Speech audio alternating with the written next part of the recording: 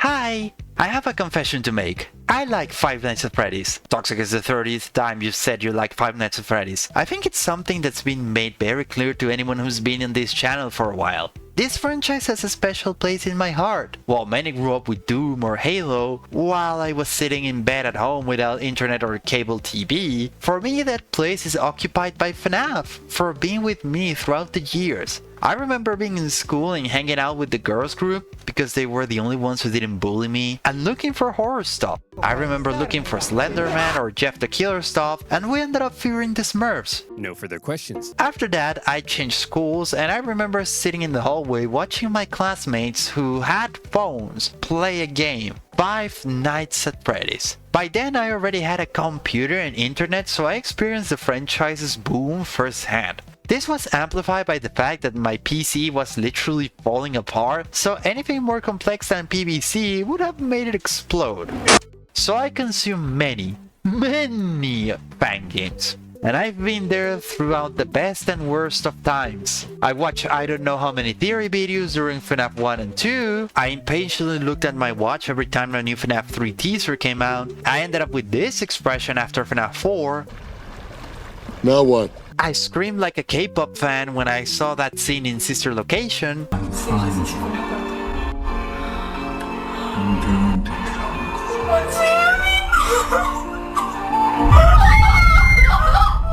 I repeated Henry's final line in Pizzeria Simulator I don't know how many times. Be remembered, and the memory of everything that started this can finally begin to fade away, as the agony of every tragedy should. And to you monsters trapped. I watched hours of Help Wanted gameplay since I didn't have a VR headset, and once again, my PC.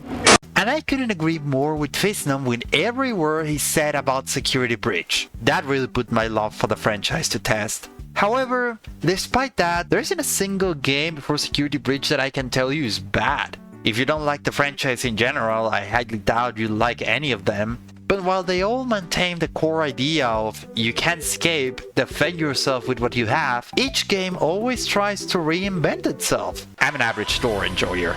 Except for one. A game that's a disgrace to play. An annoying, repetitive experience that everyone seems to love now, but I don't forget how everyone hated it when it came out. So much so that what was supposed to be the end of the franchise became just another installment.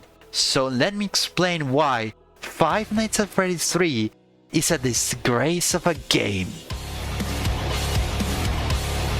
Yes, I did clickbait. This era is when YouTube pays the most. Look, if you ask other people what's good about Five Nights at Freddy's 3, they'll tell you it's its story, its endings, its setting, its music, its atmosphere, but I'm here to tell you that all that is garbage. The best thing about this game is that it revolves around him.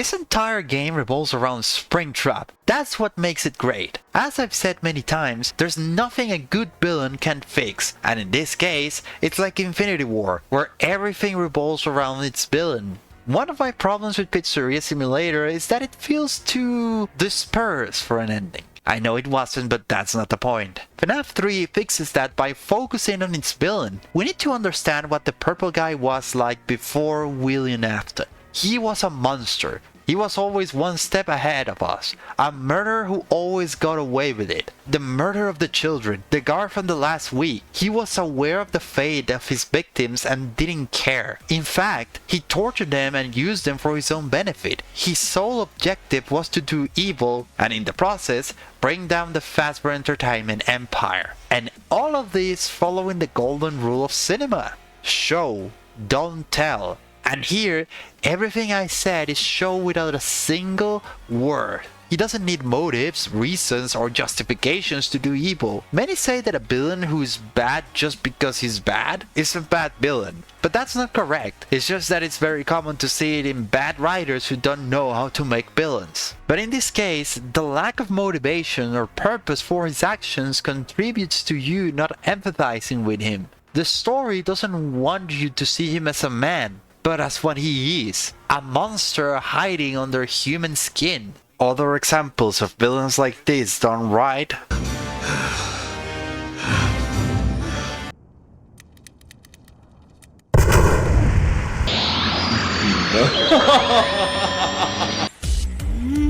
During the previous games, we had to deal with the consequences of his actions, because we never arrive on time. Every time we arrive at the Freddy's location, it's already too late. He committed his crimes and flee. The most we do is solve the mystery of what happened before our arrival, while we deal with the consequences of his crimes. But one day, the time would come when he could no longer escape. But when you start with FNAF 3, nothing is mentioned about him. You're only given a concept, finale. This is the end of everything. There's nothing more after this. And once more, you're late. 30 years late. The world has moved on. The mysteries and tragedies are a thing of the past. There are no animatronics left. Everything we know about Fazbear is shattered, and what's left rests in here. You won't even get phone calls. Only old recordings of a fallen empire, as if the game itself is encouraging you to leave. But then...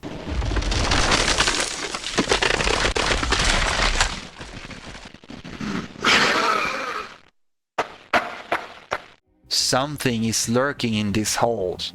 An obsolete relic from a forgotten time. Is it Bonnie? No, he's different. You've never seen anything like him. And in the presence of this creature, the game finally begins to speak. Facing a new mystery. What is Springtrap? This creature, rotten green, who looks like a relic from a forgotten time. And as time progresses, we understand what happened until we reach night 5.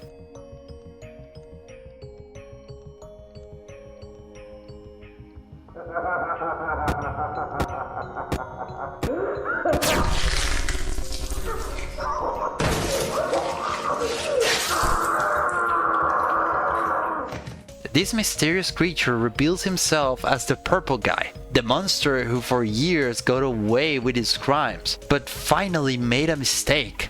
Driven by resentment towards those who try to stop him, or perhaps arrogance. A final demonstration of how he can manipulate his victims, he ended up cornered and is now doomed to suffer the same fate that his victims suffer. As a cruel twist of fate, he will remain locked up inside the weapon he used. The image of a character he corrupted with his crimes is now his eternal prison. This accompanied by an incredible tone. Just like its main antagonist, the tone is gloomy. The place looks rotten and old, as if it was about to collapse. A place that refuses to accept that everything is over. Its time is up.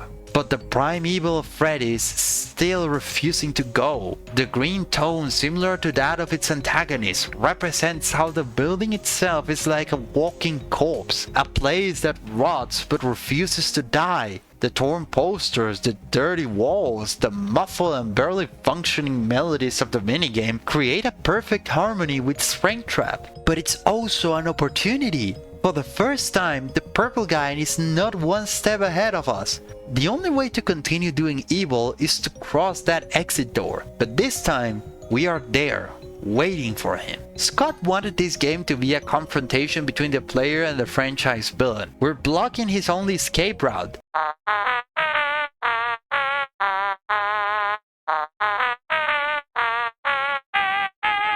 So he has no choice but to face us. For 5 nights, he'll try to reach us, hiding in corners or through ventilations. For the first time, we're one step ahead, and if he can't escape his suffering, he'll try to make you suffer with him. Not to mention his design. Not only is it ironic that he's trapped in the suit that he used for his crimes, but despite being a walking corpse, he looks big and strong. There are gaping holes showing exposed wires and organs, a missing ear revealing the wrath beneath, and a grotesque appearance of William Afton's body with bulging eyes and a perpetual scream integrated into the suit, creating a twisted human-machine fusion. Unlike the other suits that look like machines, this one feels too human. And even taking into account William Afton's lore, it's still a great design. Ironically, he gets the immortality he wanted, but it's not what he expected. He's not immortal, he can't die, which is very different. He can't die. He can't rest in peace even if he wants to. If he does, the darkest pit of hell will open to swallow him up. This design looks the line between the macabre and the sinister, making it more horrifying than the previous, more lifeless animatronics, and serving as a powerful symbol of Afton's evil and twisted sense of pride. The original animatronics are souls that have been transferred from one body to another, or a perfect human-machine fusion. Springtrap isn't that, it's a forced union. The suit didn't accept William's soul, despite dying in it. William is possessing his own body, using the suit to desperately feel immortal like his victims, but he isn't. He's just a zombie in a suit trying to imitate something he always wanted to be, but never will. It's depressing. The design represents the culmination of William Afton's morbid curiosity and pride as a puppeteer of life and death, turning Springtrap into the embodiment of his villainy, and the setting is designed so he can blend in. And not to mention the endings, in which after completing missions where we see that the monsters who tormented us for so long were just children's, thanks to our efforts to solve the mystery and help them rest in peace, they not only achieve their freedom, but also their happiest day. Even the bad ending is quite good, where we fail, but in the end, the place burns down anyway, bringing closure to everything when only memories remain. Neither the children nor Springtrap will harm anyone else anymore.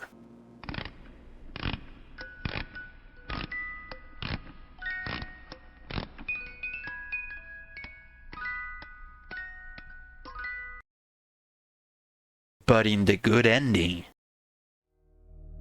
At the end of Night 6, after a fire caused by the flaws of this defective place, while the souls remaining in the place escape to be free, the fire takes charge of finishing off Springtrap, shattered and burned, the remnants of Freddy's prime evil that refused to live this world free of his wickedness. Only a piece of his mask remains, so defenseless that even a photographer could get close enough to take a picture. A piece of leather that still contains the monster's soul, where he can do no harm or anything in general, where he can only watch, waiting until erosion makes him disappear and the darkest pit of hell will open to swallow him up, thus ending Freddy's curse. As you saw, the development of the purple guy was amazing. He was introduced as a mystery, without an identity, who only sought to do evil for no reason, with the mysticism and aesthetic that make FNAF so great. Then, in FNAF 3, his objectives were revealed, dismantling the animatronics and receiving his punishment in a deserved and ironic way for years of cruelty, while we were learning his past, which had ties to the first restaurant, Fazbear's family diner, and the golden suits, and his perfect conclusion with the fact that in the end, he only survived in a pitiful way, suffering for eternity. From any perspective, the character was a great antagonist. He had his objectives, a mysterious identity, and he perfectly fulfilled his role in driving the story. And above all, he magnified the essence of FNAF, the mystery.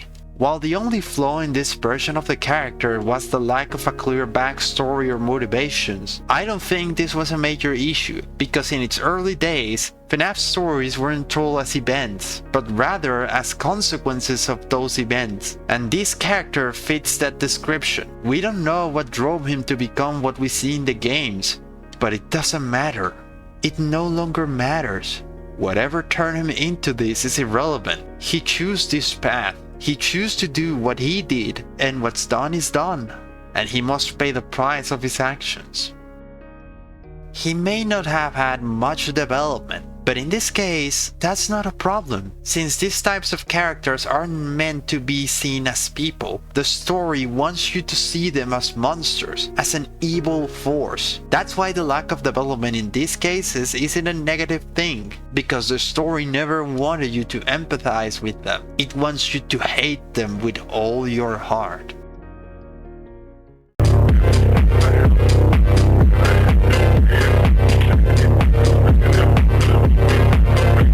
This all sounds good. Now, how does the game represent it?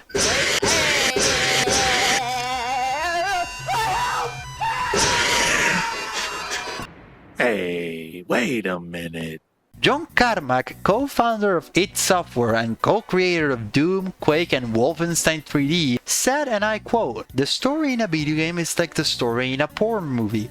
You expect it to be there, but it's not really important." It's funny that the co-creator of Doom thinks this way, knowing that Doom currently has my favorite lore in video games. Meanwhile, Toxic Manhala said, and I quote, "The story in a video game is important because it's what entices the player to keep playing. A game can be story-driven, but it's not an interactive movie. The most important thing is still that it's playable." What does this mean? Although I reject John Carmack's idea, I do believe that the most important thing is for a game to be playable, meaning that it doesn't come out bugged and isn't a torture to play, unless that's the point. Well, this game came out broken to begin with, crashing when starting at night or loading secret minigames. In certain cases, the audio or ventilation systems could become locked up without the ability to restart, even when the player tried to do so from the control panel. This made it impossible to continue the night without restarting the game. Some jump scares didn't play properly, and there were camera stutters or permanent black screens after certain jump scares. The minigames required to achieve the good ending sometimes didn't activate correctly or got stuck.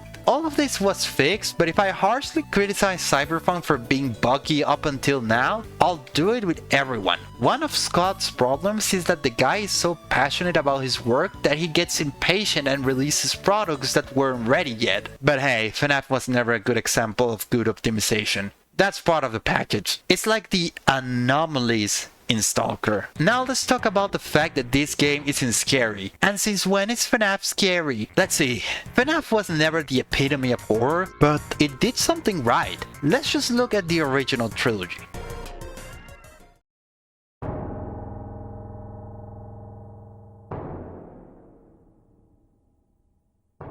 FNAF 1 has a feeling of hopelessness and loneliness, as if you were in another dimension.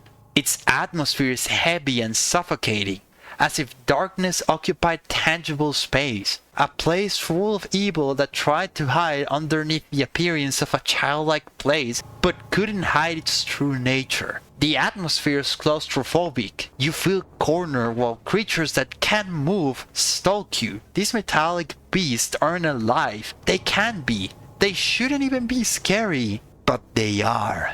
Unlike other games, you can't run. You have to defend yourself with the limited resources at your disposal. The horror of FNAF comes from making a mistake. You want to simply close the doors and spend the night in your office, your safe bubble. But if you do that, your battery will run out, so you are forced to open the doors. The game forces you to be vulnerable. You have to manage your resources and survive. And you're afraid of making a mistake, afraid of wasting too much battery, afraid of not having checked the doors or the cameras properly, and when you lower the cameras... FNAF 1 is claustrophobic and intimidating.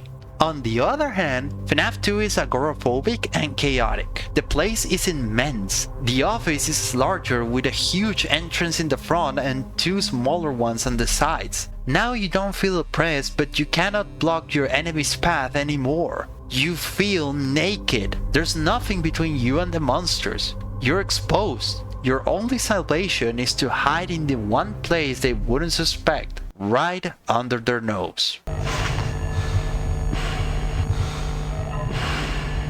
You have to trick them, look them in the eye and pray they don't recognize you. Also, your enemies change their approach. In FNAF 1, they try to outsmart you, but in FNAF 2, they will try to overwhelm you. They know that time is on their side. They just have to wait for the music box to run out, so they will do everything possible so that you cannot reload it. You feel fear because you have to look at the devil in the face, praying for having deceived them again and again. This game is a siege. The pressure of not knowing if you miscalculated how much time was left in the music box, if you lied foxy enough, or if you put on the mask in time. As you can see, FNAF's horror is based on 3 key points: the atmosphere, the setting, and the feeling of powerlessness and helplessness. The idea that you're not in control of the situation, that you're forced to play on their terms. Now, what has FNAF 3 done?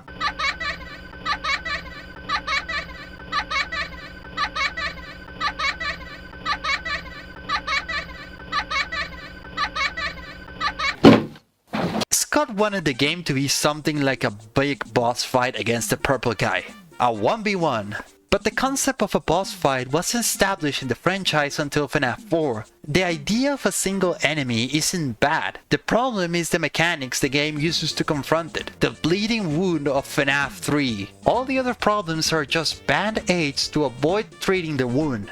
The audio mechanic is terrible if there's only one enemy. As I said before, FNAF's horror comes from the feeling of helplessness, the idea that you're not in control of the situation, that you have to play on your enemy's terms. But the audio mechanic gives you something you didn't have before: control. You're not at Springtrap's mercy. Springtrap is at yours. So by giving the player control over the animatronics, you remove the sense of danger. I decide when and where they move. Why should I be afraid of this guy if I can make him run in circles like an idiot? Or that's when he obeys you, because sometimes he just ignores the audio, which is unfair. In FNAF, when you die, it's usually your fault. You took too long to put on the mask, or you didn't close the door in time. But here, the game simply tells you, fuck yourself.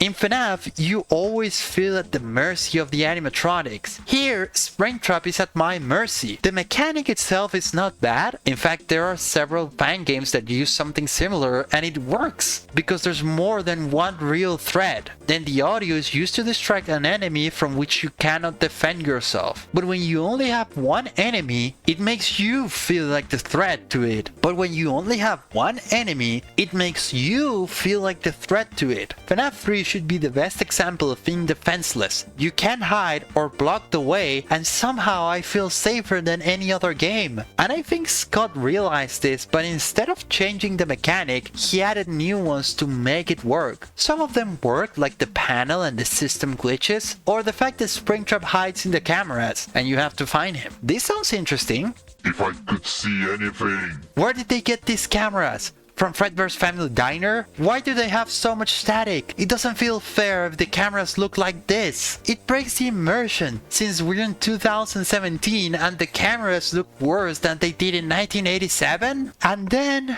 we have the Phantoms.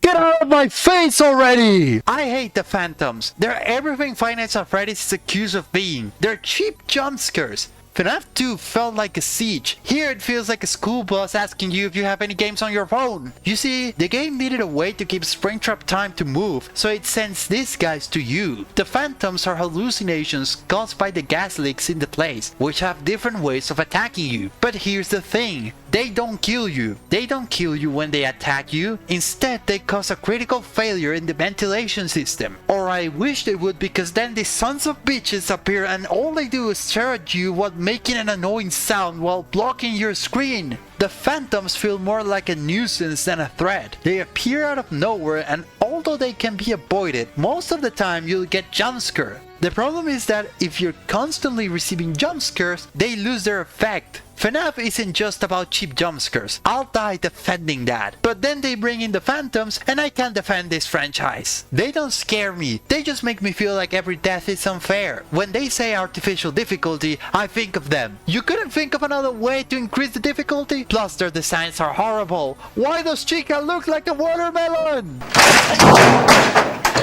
I won't complain about their designs, since Scott was aware of how bad they are, so they're strategically positioned to be seen as little as possible. In fact, they look pretty good in game, but I hate their mechanics. It's the best example of trying to patch a root problem. The lack of more lethal enemies and the great control you have over the main threat. How would I fix it? Simple. As the nights go by, Springtrap rebuilds endoskeletons, lethal threats that force you to take your attention off, which will attack you by confusing you with an endoskeleton without a suit. Also, this will be only robots, not souls of the children working with him, so they would be extensions of Springtrap. Banshee, the Remnants of Tubiland, and Five Nights at Treasure Island do something like this, with a mechanic where you have control of an enemy, but you have other real threats that require your attention elsewhere, giving that enemy time to act, but without having to yell at the player constantly or making it feel unfair.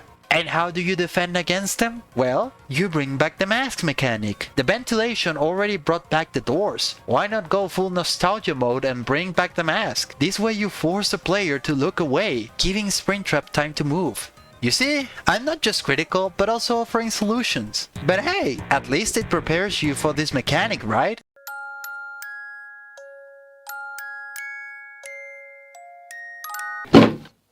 I don't care if it makes sense in the lore. You can't have a whole night in a FNAF game where nothing happens. You could have used night 1 to train the player for the phantom mechanics. Instead, we get a very long phone call. You'll be starring as the security guard.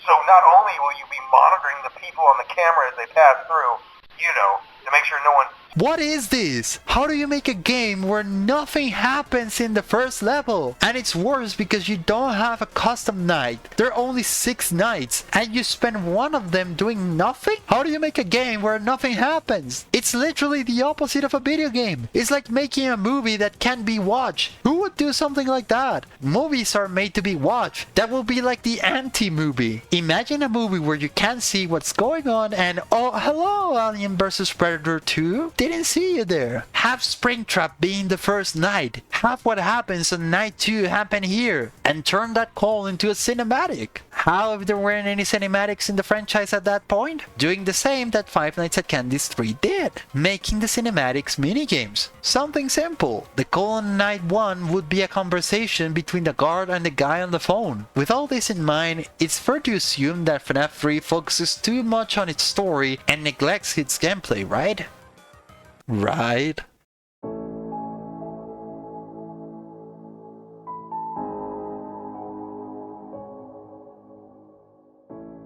Remember how I said the most important thing for a game is to be playable? I mean, a game can be story driven, but it's still a video game, not an interactive movie. So its mechanics must be built around making the player feel what the story wants them to feel. And we've already established that it fails as a boss fight. But how does it fare as a horror game?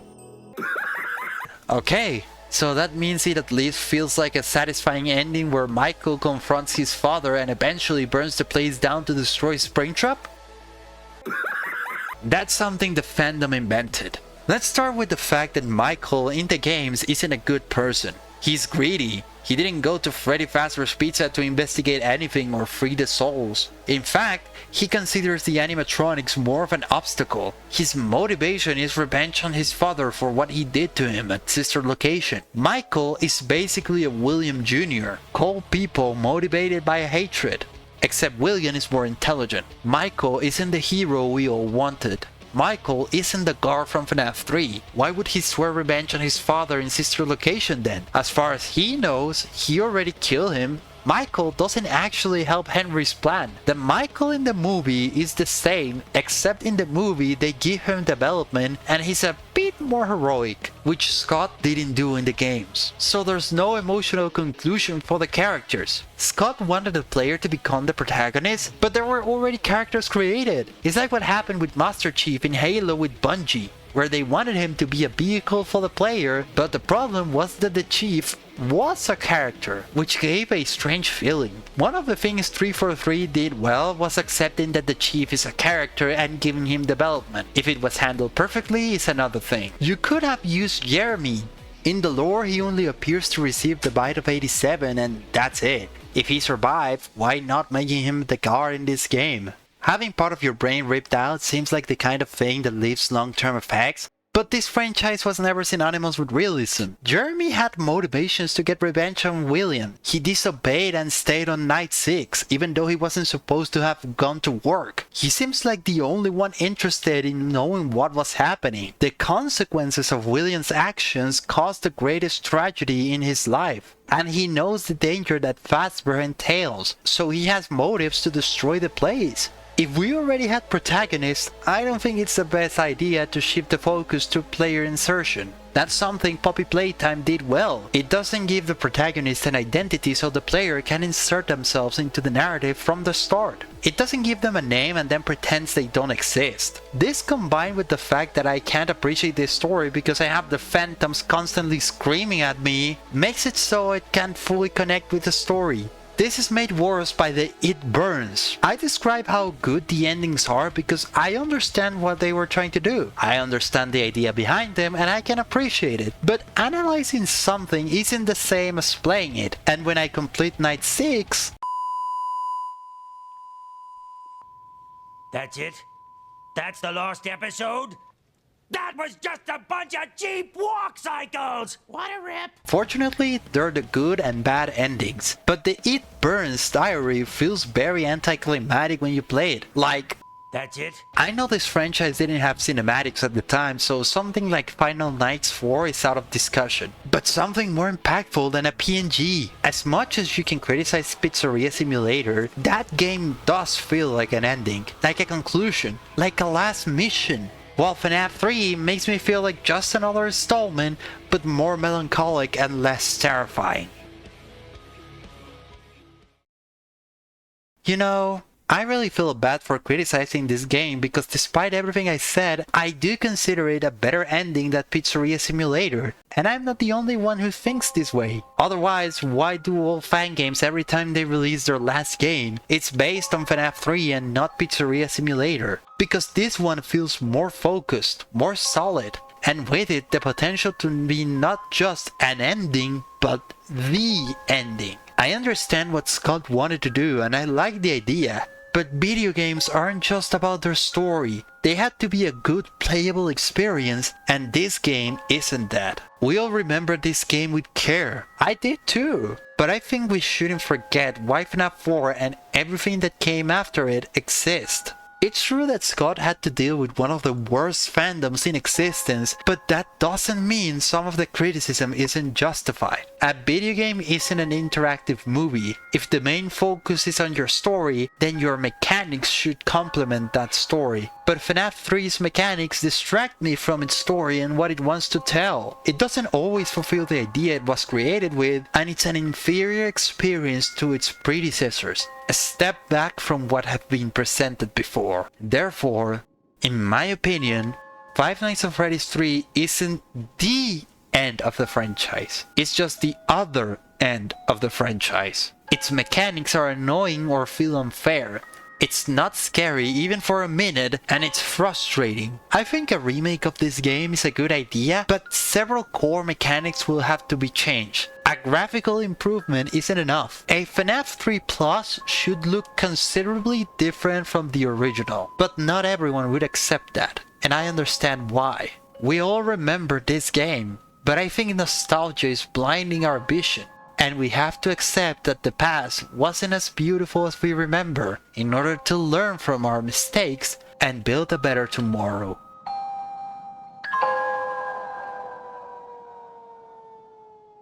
But that's all I have to say. This game is iconic for a reason, but I see it more as a good idea poorly executed. I accept death threats in the comments. I hope my babbling has entertained you, and I'll see you later. Bye bye!